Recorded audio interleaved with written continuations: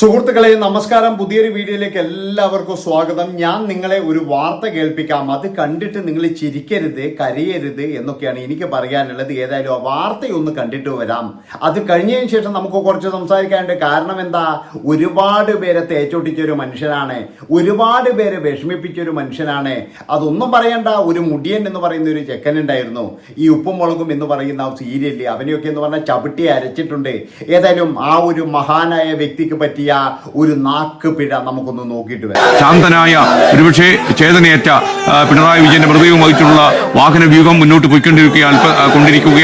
അല്പസമയത്തിലൂടെ ശാന്തനായ ഒരുപക്ഷെ ചേതനയേറ്റ പിണറായി വിജയന്റെ മൃതദേഹം വഹിച്ചുള്ള വാഹന വ്യൂഹം മുന്നോട്ട് കൊണ്ടിരിക്കുകയാണ്. അല്പസമയം ഇത് ഒരിക്കലും എന്ന് പറഞ്ഞാൽ നാക്ക് പിഴ എന്ന് പറഞ്ഞിട്ട് അങ്ങനെ ഒഴിവാക്കാൻ കഴിയില്ല. ഇത് ശരിക്കും പറഞ്ഞാൽ അത്തുംപിത്തുമായതാണ്. മനുഷ്യന്മാർക്ക് വയസ്സായി കഴിഞ്ഞാൽ വീട്ടിലിരിക്കണം, ഇതൊക്കെ ആരെങ്കിലും ഏൽപ്പിക്കണം. അല്ലാതെ എന്ന് പറഞ്ഞു കഴിഞ്ഞാൽ ഇവിടെ വന്നിട്ട് എന്ന് പറഞ്ഞു കഴിഞ്ഞാൽ ഒരു വലിയ പ്രസംഗം അങ്ങല്ലേ നടത്തുന്നത്. എന്താണെന്ന് വെച്ചാൽ കിട്ടാതെ കിട്ടുന്നതല്ലേ. അതുകൊണ്ട് തന്നെ റേറ്റിംഗിൽ നമുക്ക് ഒന്നാം സ്ഥാനത്ത് എത്തണ്ടേ. അതിനു വേണ്ടിയിട്ടുള്ള ചില കളികളും പണികളൊക്കെയാണ് ഇവിടെ നടത്തുന്നത്. പക്ഷെ ഒരു കാര്യം ഞാൻ പറയുകയാണ്, ഇത് പലരുടെയും ശാപമാണ്. അതായത് ശ്രീകണ്ഠൻ നായർ നമുക്ക് എല്ലാവർക്കും ഇഷ്ടം തന്നെ ആയിരുന്നു എന്ന് പറഞ്ഞു കഴിഞ്ഞാൽ ഒരു കാലത്ത്. അത് കഴിഞ്ഞതിന് ശേഷം എന്ന് പറഞ്ഞാൽ ചില കാര്യങ്ങളിലൊക്കെ ഒരുപാട് വിയോജിപ്പുകളുണ്ട് എന്നുള്ളതാണ്. പ്രത്യേകിച്ച് എന്ന് പറഞ്ഞാൽ ഞാൻ പറഞ്ഞല്ലോ, ഉപ്പും മുളകും എന്ന് പറയുന്ന ഒരു സീരിയലില് മുടിയൻ എന്ന് പറയുന്ന ഒരു കഥാപാത്രം ഉണ്ടായിരുന്നു. ആ കഥാപാത്രം ആ സീരിയലിൽ നിന്ന് പോയപ്പോഴേ ഇദ്ദേഹം കൊടുത്ത ഒരു പത്രസമ്മേളനം ഉണ്ട്.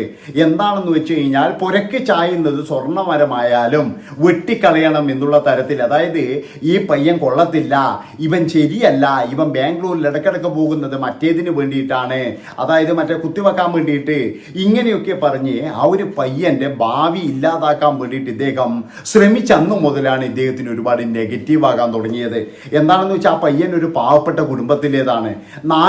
രണ്ട് സഹോദരങ്ങൾക്കും അതുപോലെ അമ്മയ്ക്കും ആകെയുള്ളൊരു തുണ എന്ന് പറഞ്ഞു കഴിഞ്ഞാൽ ഋഷി എന്ന് പറയുന്ന ഈ പയ്യൻ മാത്രമാണ്. ആ പയ്യനെയാണ് ഇല്ലാതാക്കാൻ ശ്രമിച്ചത്. അതുകൊണ്ട് തന്നെ എന്ന് പറഞ്ഞാൽ ഇദ്ദേഹത്തിനെതിരെ പിന്നീട് എന്ന് പറഞ്ഞാൽ നല്ല രീതിയിലുള്ള വിമർശനങ്ങൾ വന്നു. ഇദ്ദേഹം തിരുത്താനോ അല്ലെങ്കിൽ ഞാൻ പറഞ്ഞത് നുണയാണ്, ഞാൻ പറഞ്ഞത് കള്ളമായി പോയി, എന്നോട് എല്ലാവരും ക്ഷമിക്കണം എന്നൊന്നും പറയാൻ ഇദ്ദേഹം തീരുമാനിച്ചിട്ടില്ല. ഇദ്ദേഹം പറഞ്ഞിട്ടുമില്ല. എന്താ കാരണം എന്ന് പറഞ്ഞാൽ അവിടെയൊന്നും ഇദ്ദേഹം തിരുത്തത്തില്ല. പക്ഷെ ഈ ഒരു കാര്യം, പിണറായി വിജയന്റെ മൃതദേഹവും വഹിച്ചുകൊണ്ടുള്ള വിലാപയാത്ര ഇതാ കടന്നു വരുന്നു എന്നുള്ളത്, അതൊരു നാക്കുപിഴയാണ് സഹോദരങ്ങളെ, അതൊരു നാക്കുപിഴയാണ്. അതെല്ലാവരും ക്ഷമിക്കണം എന്ന് പറയുന്നതിൻ്റെ അതെവിടെയാണെന്നോ, എവിടുത്തെ മര്യാദയാണ്? അതാണ് ഞാൻ ആലോചിക്കുന്നത്. ഒരു ചെറുപ്പക്കാരനെ ഒന്നുമില്ലാതെ അവനെ തേച്ച് ഓട്ടിക്കുക, സമൂഹത്തിന്റെ മുന്നിൽ അവനെ നാണം കെടുത്തുക, അവന്റെ ലൈഫ് തന്നെ ഇല്ലാതാക്കാൻ വേണ്ടിയിട്ടുള്ള പണി ചെയ്യുക. മറുവശത്ത് തനിക്കെന്തെങ്കിലും പ്രശ്നം പറ്റിക്കഴിഞ്ഞാൽ, തനിക്കെന്തെങ്കിലും ഒരു നാക്കുപിഴ വന്നു കഴിഞ്ഞാൽ അതൊരു നാക്കുപിഴയായിട്ട് എല്ലാവരും ക്ഷമിച്ചു കൊടുക്കുക. ഇതാണ് ഇന്ന് രാവിലെ മുതൽ ചില ആൾക്കാരൊക്കെ പറയുന്നത്. പക്ഷേ ഒരു കാര്യം ഞാൻ പറയുകയാണ്, പ്രിയപ്പെട്ട ശ്രീകണ്ഠൻ നായരെ, അതായത് എല്ലാവർക്കും വയസ്സാകും, ആവേശമൊക്കെ നല്ലതാണ്, നല്ല ആവേശമൊക്കെയാണ്. എന്താണെന്ന് വെച്ചാൽ ചാനലിനെ മുൻനിരയിൽ എത്തിക്കണം, അതിനു വേണ്ടിയിട്ട്. പക്ഷേ നിങ്ങളെടുത്താൽ പൊങ്ങില്ല. കാര്യം പറയാം, ഇപ്പോഴെന്ന് പറഞ്ഞാൽ നിങ്ങളുടെ ചാനലിലല്ല റേറ്റിംഗ്. നിങ്ങളുടെ ചാനലിൽ നിന്നൊക്കെ വിട്ട് ഇന്ന് എനിക്ക് തോന്നുന്നത് ഏറ്റവും കൂടുതൽ ആൾ കണ്ടത് നമ്മുടെ റിപ്പോർട്ടർ TV തന്നെയാണെന്നാണ് എനിക്ക് തോന്നുന്നത്. റിപ്പോർട്ടർ TVയോട് എനിക്ക് പ്രത്യേകിച്ച് മമതയോ കാര്യങ്ങളോ ഒന്നുമില്ല.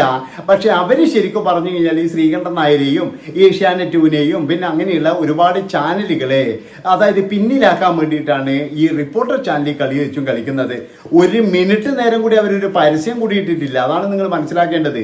50-55 മണിക്കൂറാണ് അവർ ലൈവ് ഇട്ടിരിക്കുന്നത്, ഒരു പരസ്യം കൂടി ഇടാതെ. അങ്ങനെ ഭയങ്കരമായിട്ടുള്ള മത്സരമാണ്.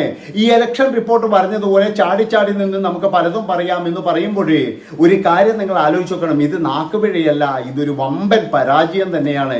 താങ്കൾക്ക് എന്താ വെച്ചാൽ, താങ്കൾക്ക് വയസ്സായിരിക്കുന്നു, ഇനിയെങ്കിലും ഇതൊക്കെ ആരെങ്കിലും ഏൽപ്പിച്ചിട്ട് വിശ്രമ ജീവിതം നയിക്കാൻ ആയി എന്നാണ് എനിക്ക് പറയാനുള്ളത്. ഇല്ലെങ്കിൽ നിങ്ങളൊരു കാര്യം ചെയ്യണമായിരുന്നു, എല്ലാ കാര്യത്തിലും ഒരു തിരുത്തു വേണം. അതായത് നിങ്ങൾക്ക് ഫൗള് പറ്റിക്കഴിഞ്ഞാൽ മാത്രം ഒരു തിരുത്തും.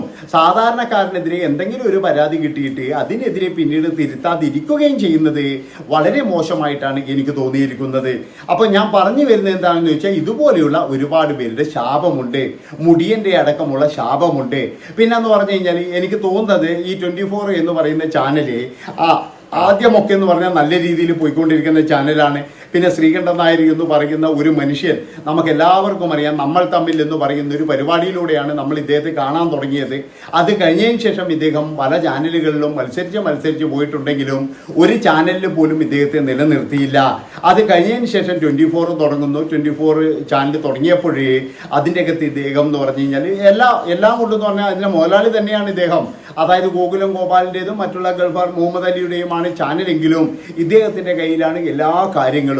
അതുകൊണ്ട് തന്നെ എന്ന് പറഞ്ഞാൽ ശ്രീകണ്ഠൻ നായർ അവിടെ ഒരു എന്താ പറയേണ്ടത് ഒരു വലിയ ഒരു തിമിംഗലം തന്നെയാണ്. അവിടെയുള്ളവർക്കൊക്കെ എന്ന് പറഞ്ഞു കഴിഞ്ഞാൽ തുച്ഛമായ കാര്യങ്ങളാണ് കൊടുത്തുകൊണ്ടിരിക്കുന്നത്. ദമ്പടി അങ്ങനെ അധികമൊന്നും കൊടുക്കാറില്ല. ഏതായാലും അതുകൊണ്ട് തന്നെ എന്ന് പറഞ്ഞാൽ ഈ ചാനലിൽ നിന്നും പലരും എന്ന് പറഞ്ഞു കഴിഞ്ഞാൽ ഇറങ്ങിപ്പോയി. ശമ്പളം മര്യാദയ്ക്ക് കിട്ടിയില്ലെങ്കിൽ ആരെങ്കിലും നിൽക്കുമോ? ഒരുത്തനെ നിൽക്കില്ല. ഇത് വായിയോണ്ട് പറയും ഇങ്ങനെ എല്ലാ കാര്യത്തിലും നമ്മൾ പെർഫെക്റ്റ് ആണ്, എല്ലാ കാര്യവും ഞങ്ങൾ കൊടുത്തുവിടും എന്നൊക്കെ പറയുമെങ്കിലും അത് മാത്രമല്ല വ്യത്യസ്തമായിട്ടുള്ള ചില പരിപാടികൾ കാണിച്ചത് കൊണ്ടും ആ ചാനൽ ഒരു വ്യത്യസ്തതയിലേക്ക് നീങ്ങിയതാണ്. പക്ഷേ ഈ അടുത്ത കാലത്ത് എന്ന് പറഞ്ഞാൽ ഏറ്റവും വളരെ മോശമായ രീതിയിൽ പോകുന്നത് ആ ചാനൽ തന്നെയാണ്.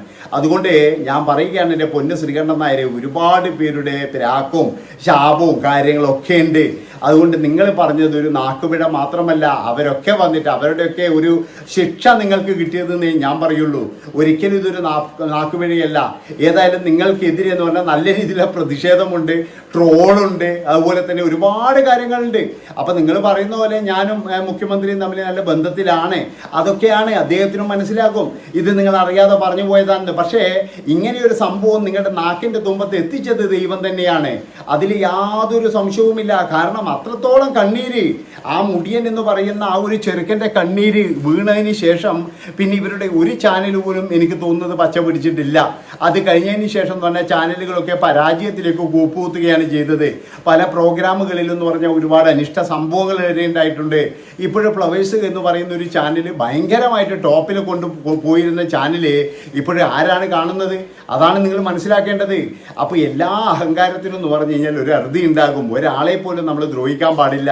ഒന്നുമില്ലെങ്കിൽ എനിക്ക് തോന്നുന്നത് കൊച്ചുമകൻ്റെ പ്രായമാകാനുള്ളതല്ലേ ആ ഒരു പയ്യനുള്ളൂ. ഇനി മകൻ്റെ പ്രായമാകാനുള്ള ഒരു വയസ്സല്ലേ ആ ഒരു മുടിയൻ എന്ന് പറയുന്ന പയ്യനുള്ളൂ.